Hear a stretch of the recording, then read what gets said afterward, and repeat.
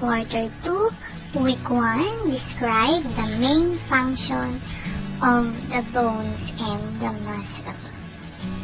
Let's start!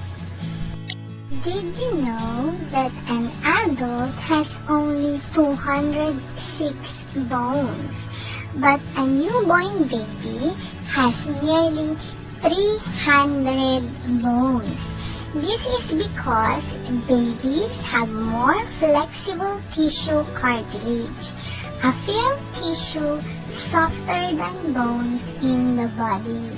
As the child grows, some of the cartilage hardens and turns to bone, and some bones fuse together. We have to understand that bones has two divisions. The first division is axial skeleton. So what composed the axial skeleton? The axial skeleton consists of bones that form the axis of the body. What is the purpose of this axial skeleton? It supports and protects the organ of the head, neck, and trunk. So the parts of these axial skeletons are skull, ribs, and spinal column. The next and last division of the bones is what we call appendicular skeleton. These appendicular skeletons are made up bones attached to the axial skeleton. So what are the parts of this appendicular skeleton? We have the clavicle, scapula, forearm, pelvic girdle, hands, thigh, legs, and foot. Now let's begin with the function of the bones. The first function of the bones is it gives shape and support to the body in doing activities like sitting, standing, writing, walking, dancing, and many more. Another function of the bones is it also protects some internal organs in our body. The first bones is the ribs. So the ribs, remember, the ribs protects the heart and the lungs. Another type of bone that protects the internal organ is our skull. Our skull can be found in our head. So remember, the skull helps us to protect our brain.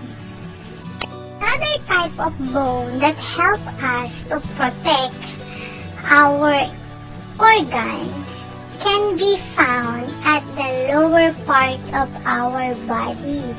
It protects the kidney, and it also supports us or supports our body while sitting.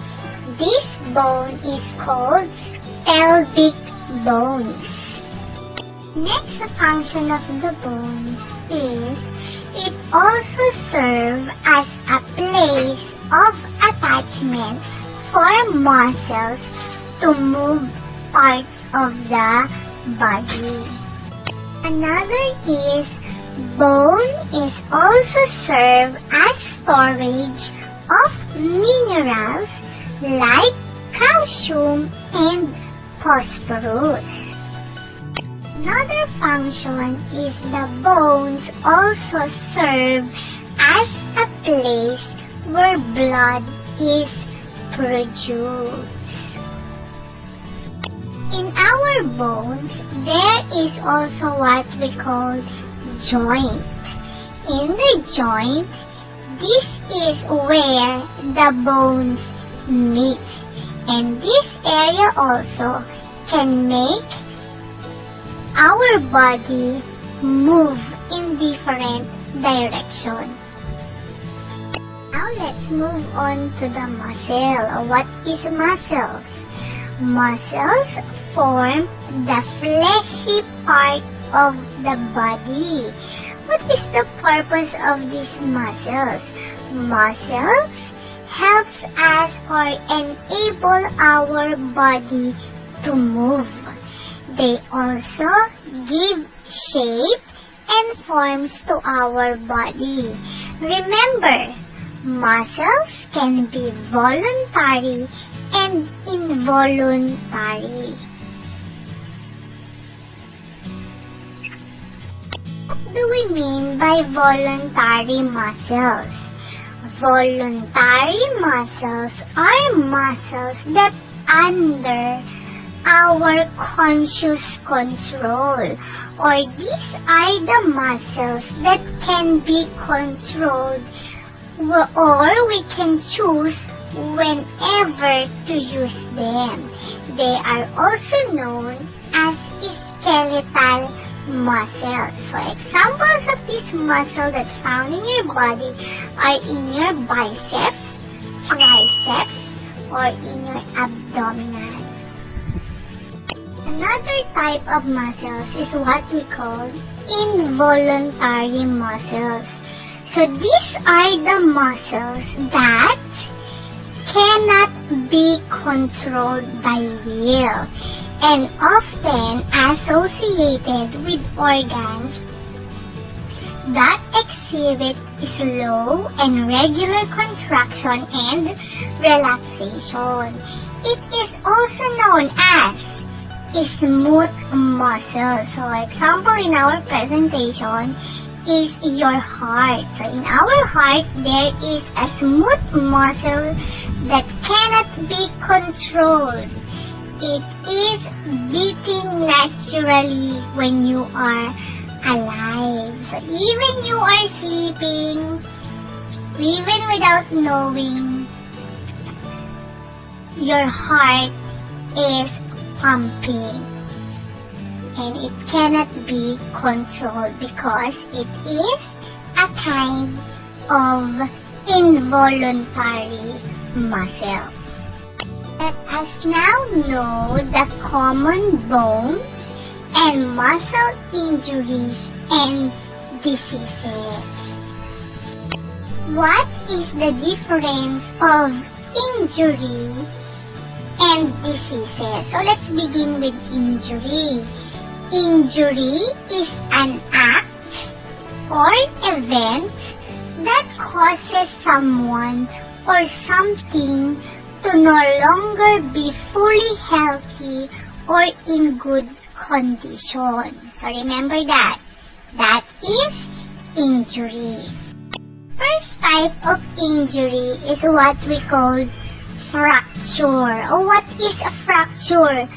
Fracture is a break in a bone. Next type of injury is what we call dislocation. Dislocation occurs when a bone in a joint is displaced or has moved out on its proper position. Next type of injury is bruise.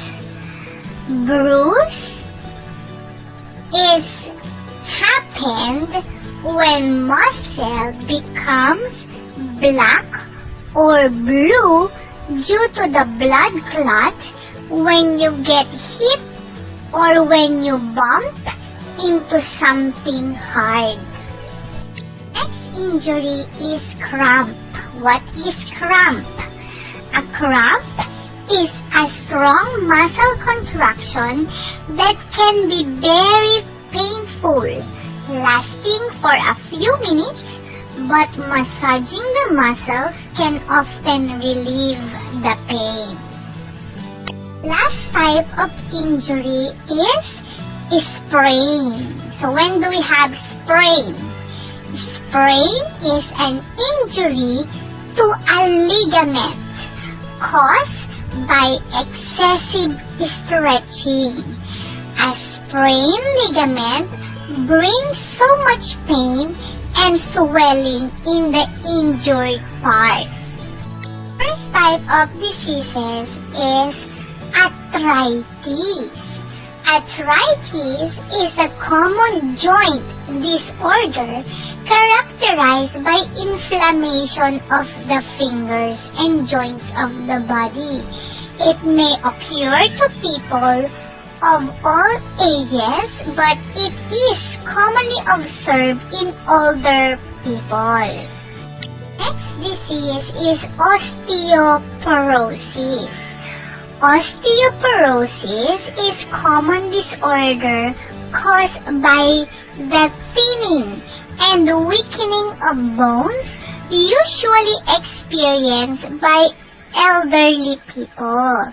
The bones become brittle and weaker. Next disease is rickets. Rickets is a bone condition caused by a deficiency in vitamin D, usually observed in children. A person with rickets have a very weak bones, causing bone deformation. The last type of diseases is polio. Polio is an acute infection caused a virus that attacks the nerve cells of the brain and spinal cord, resulting to paralysis. How to keep your bones and muscles safe and healthy? Number 1, you have to wear right protective gears in playing and in riding bicycle. You have to drink milk. Eat dairy products, they all contain calcium. You have to exercise. Practice right posture in sitting, walking, standing. Eat protein-rich food. Avoid carrying heavy loads. Take vitamin D through sunlight. And take polio vaccine for children. And for the muscle naman, you have to eat a balanced diet. Also eat dairy products.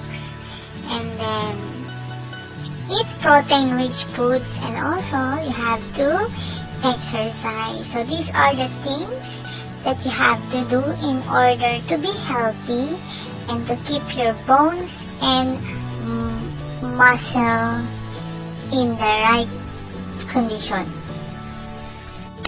Let's keep learning. Thank you. God bless and keep safe. If you enjoy this video lesson, please like, share, and subscribe.